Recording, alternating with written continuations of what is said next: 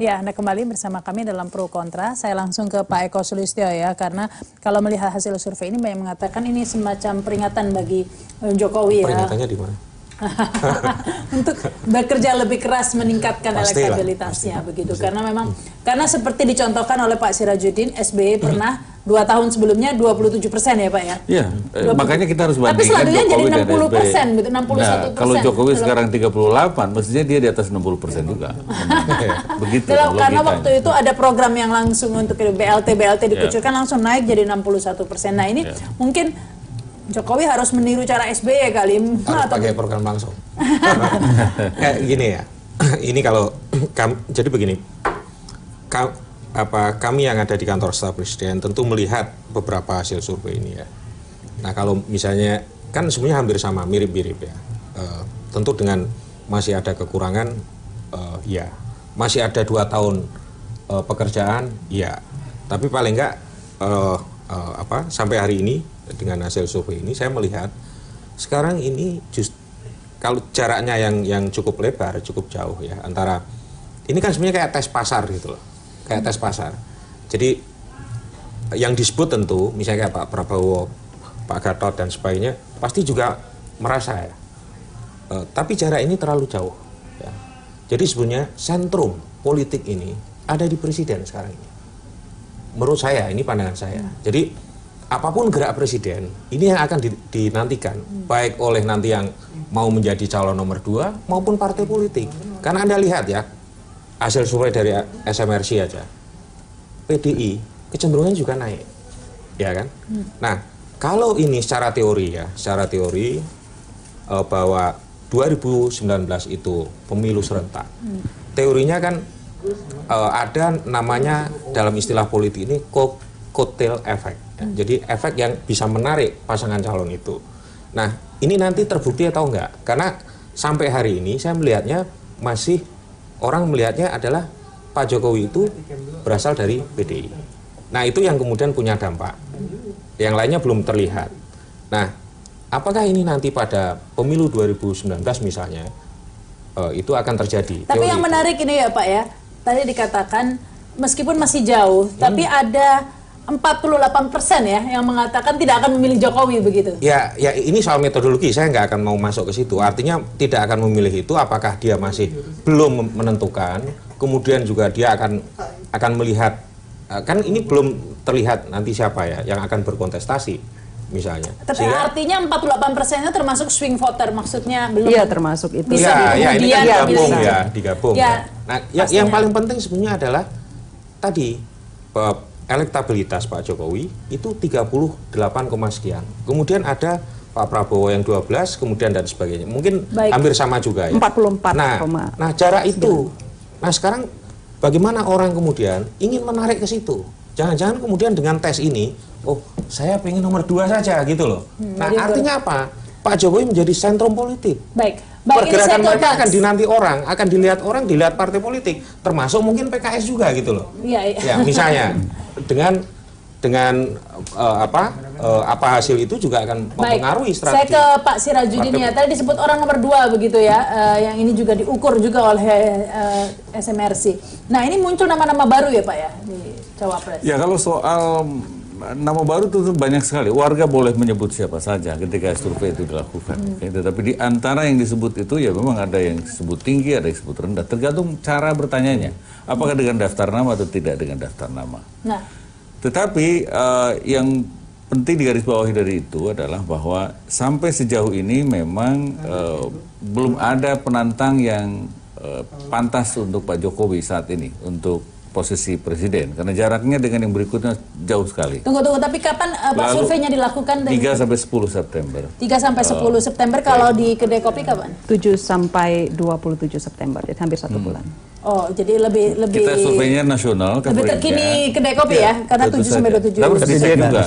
Ya, kita di 8 kota. 8 kota, kita nationwide. Itu lain itunya. Apa namanya? Representasi. Tetapi surveinya kedai kopi ini setelah kasus Kalau surveinya di Sumatera Barat jauh lagi bedanya. Kita di 8 kota yang DPT-nya tinggi. Makanya 8 kota populasinya tidak merepresentasikan 8 kota dengan populasi DPT tinggi nasional. begitu loh, Pak. Nilainya tinggi. Tetap nggak bisa, harus merepresentasikan nasional untuk bisa mengklaim representasi publik nasional. Iya. Kalau 8 kota ya representasi 8 kota gitu. Dan itu kan itu ada di metodologi samplingnya. Tapi sudahlah itu soal pilihan cara surveinya.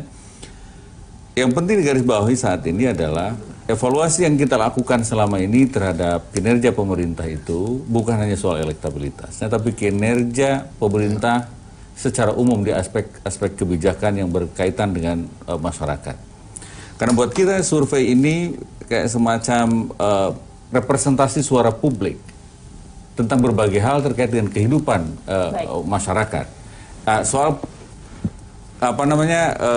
implikasi politiknya terhadap Pak Jokowi, terhadap partai-partai itu hanya bagian dari evaluasi kita terhadap kondisi politik, ekonomi, keamanan, dan kesejahteraan secara nasional. Baik, saya ke Mbak Vivi ya, karena tadi disebutkan ya tadi Pak Sirajudin bahwa ini memang masih jauh belum ada nama-nama penantang seperti itu. Tapi kita tahu saat ini meskipun belum ada nama penantang yang pasti, sudah ada lah ya namanya sering muncul di media begitu ya. Nah, yang ingin saya tanyakan apakah survei ini setelah kasus Gatot Nurmantio mengumpulkan tentang ada 5.000 senjata itu dan juga tentang pemutaran film G30SPK ini sudah terjadi tidak kasus itu?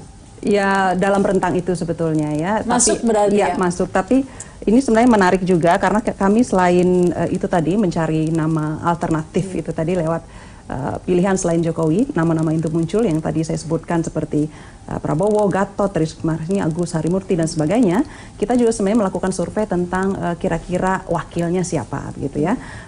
Karena kita juga menanyakan ke mereka kira-kira faktor wakil presiden mempengaruhi mereka tidak kalau dalam memilih. Mereka bilang ada 49,9% bilang ini berpengaruh. Jadi siapa yang menjadi pendamping Jokowi juga menjadi pengaruh mereka dalam memilih. Siapa yang mendampingi calon RI 1-nya nanti juga mempengaruhi mereka memilih. Walaupun angkanya nggak beda tipis dengan yang melihat figur RI 1-nya. Nah untuk cawapres ada beberapa nama yang juga muncul. Selain mungkin karena masih ada di top of mind mereka, ada nama Yusuf Kala, Prabowo yang masih tinggi, tapi cuma memang ada nama Gatot Nurmantio di sana di nomor 3, ada 12% yang memilih dia jika seandainya dia menjadi wakil presiden. Ini termasuk tinggi ya, Pak? Termasuk karena lumayan. belum Wakil atau Wakil. Jadi 15 untuk Yusuf Kala, sekitar 13,4% untuk Prabowo Subianto, Gatot itu di 12%. Dengan margin error berapa? 3,5. 3,5 berarti Yusuf Kala dengan Gatot nggak bisa sama nih kalau margin errornya 3%. Wapres ya, Wapres. Karena Yusuf Kala dengan Gatot hanya selisih 3%, sementara margin errornya 3,5 begitu ya. Iya. Mungkin bisa di atasnya nih kalau beneran error. Kita tidak tahu. Iya, tapi yang menarik ini bahwa selain di bawah Gatot ada nama lain. Ada nama lain, misalnya ada Susi Pujastuti di sekitaran 10,1%, lalu Agus Harimurti Yudhoyono, Tito Karnavian, Sri Mulyani juga, dan juga Budi Gunawan. Ada beberapa nama lain juga disebut oleh masyarakat sebagai. Tapi urutannya tadi itu ya, urutannya Pak. Nah ini bisa jadi pertimbangan tidak ini buat PKS? Kalau saya lihat ya, dipuji oleh Panglima kan, kalau saya lihat partainya. Ya, survei ini semua lembaga survei saya kira ya, penantang terdekatnya memang Pak Prabowo, ya. Penantang terdekatnya Pak. Kalau saya lihat yang paling tinggi itu surveinya kalau Pak Prabowo itu dari CCS. Terdekat Pak, selisihnya jauh Pak. Yang terdekat ya. Yang di bawahnya tapi gapnya jauh. Karena kan dia belum mendeklarasikan jadi calon presiden Prabowo-nya. Nanti akan berbeda ketika dia mendeklarasikan dia sebagai calon presiden. Dulu kami mencalonkan Anies Baswedan itu surveinya rendah. Setelah dia dicalonkan kan naik. Terus merangkak naik. Jadi PKS masih percaya mengusung kembali Prabowo begitu. Kita lihat nanti perkembangannya. Masih menganggap kalau potensial. Sekarang kan memang koalisi. Karena ada yang mengatakan sudahlah jadi kingmaker sajalah Prabowo-nya. Kalau koalisi yang masih bertahan kan sekarang memang kenyataannya ya, memang PKS sama Gerindra atau Gerindra dengan PKS itu masih. Kalau dihitung persentase seandainya undang-undang ini yang dipakai masih cukup juga masih 20,sekian% masih Ya, cukup. betul. Masih cukup. Berdua pasti bisa. Artinya berdua saja sudah cukup. Di tengah desakan- Kami sudah biasa berdua, di mana-mana sering berdua. Baik. Ya. Di Baik. Jakarta berdua, di Sumatera Barat berdua, ada bupati juga komandan berdua, banyak kami yang berdua Baik. dan menang. Berdua aja menang juga. Kita harus Jadi- break dulu ya nih. Kita lanjutkan lagi nanti Ya. pemirsa, kami akan kembali setelah pesan-pesan berikut ini. Betul Pak. Ya.